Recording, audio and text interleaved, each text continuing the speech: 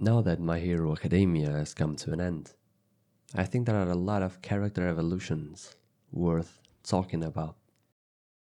I already made a video about this anime and what it meant to me personally.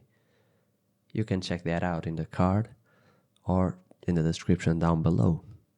But today, I want to talk about one character in particular, Bakugo, and what his evolution can teach us about letting go of pride. Now, Bakugo, he's not a role model, and some of you might be fuming right now, because I know that already sounds weird to say, because he is inspiring, don't get me wrong. I mean, he is a great character also, but that's exactly why he matters, because Bakugo, he isn't inspiring in a clean way. He is inspiring in a painful way. His story isn't about becoming nicer, it's about learning how much pride actually costs you. And yes, that cost is higher than most people realize. Let's talk about the early Bakugo and why he was so annoying. Let's be honest for a second. At the start of My Hero Academia, Bakugo is unbearable. Don't tell me that you want to be like this Bakugo here. He's loud, he's aggressive, he's a straight up bully. He treats Midori like trash. And no, that's not edgy. That's just annoying. But here's the uncomfortable part. Bakugo isn't useless, and he is not weak. And he actually backs up what he says. And that's badass to me. And that makes him dangerous.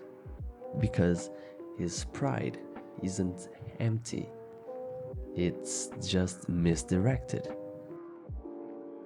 So the real problem, it was never Deku, and we could figure that out later in the show. Most people think Bakugo's problem is Deku, and let me tell you, it's not. Deku is just a trigger. The real problem is what Deku represents, because Midoriya does something Bakugo can't understand at first. He acts like a hero before he even has the power to justify it, and that completely messes with Bakugo's worldview. Because Bakugo believes strength comes first, then heroism.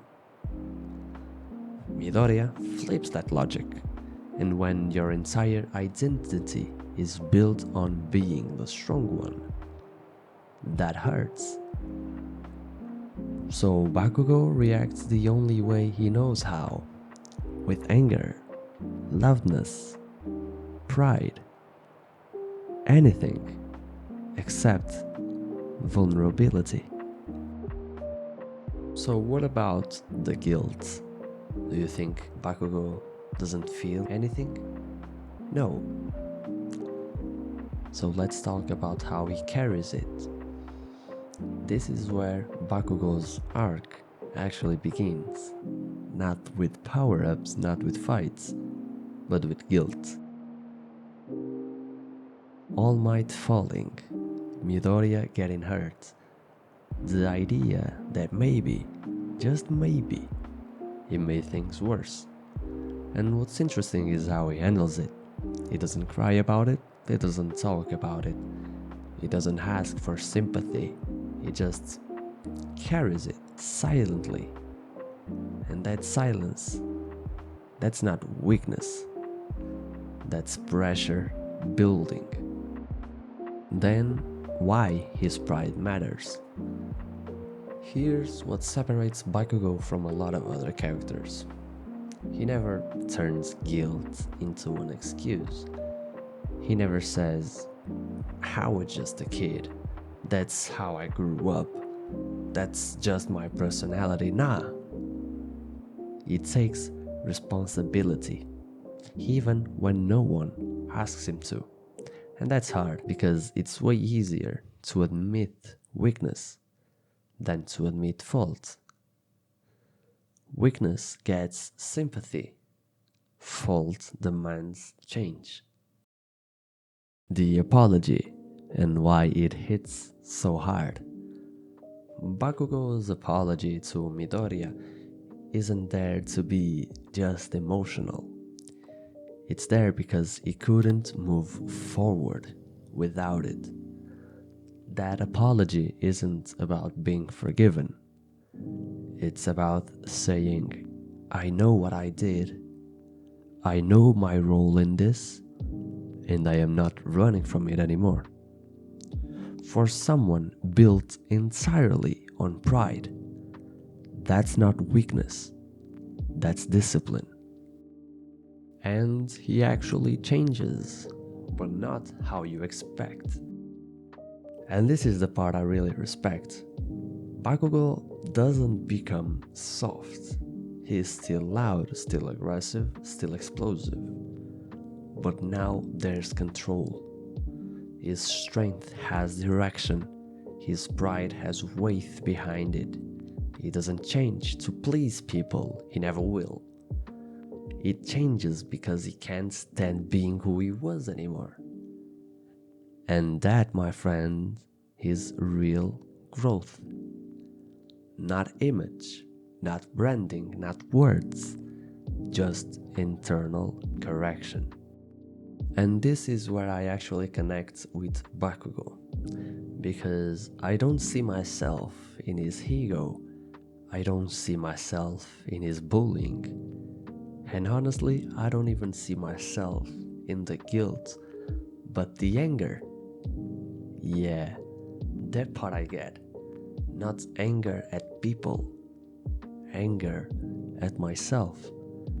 Because if there's one person who expects more from me, it's me.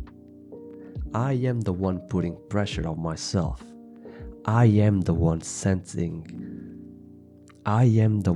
standards no one asked for. I am the one who feels frustrated when I know I could have given more. And Bakugo feels like that too. He is not driven by validation, he's driven by knowing what he is capable of and hating the gap between that and reality. That internal pressure, that constant, I can do better. That's where I see myself, and that's why his growth hits. Because he doesn't kill that fire, he learns how to aim it. And that's the difference between self-destruction and self-mastery. So, what can we actually learn from him? Bakugo doesn't teach you how to be dominant, or how to be confident, or how to be loud.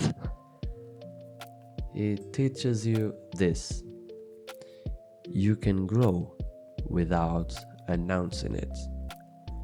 You can carry guilt without self-destructing. You can change without losing your edge. And sometimes the strongest transformations happen in silence. No speeches, no validation, no applause, just action. Bakugo didn't become better by becoming nicer. He became better by becoming honest with himself. And that honesty came at a cost. The cost of pride. You were watching Becoming Myself, where I teach what I am still learning. Thank you for watching.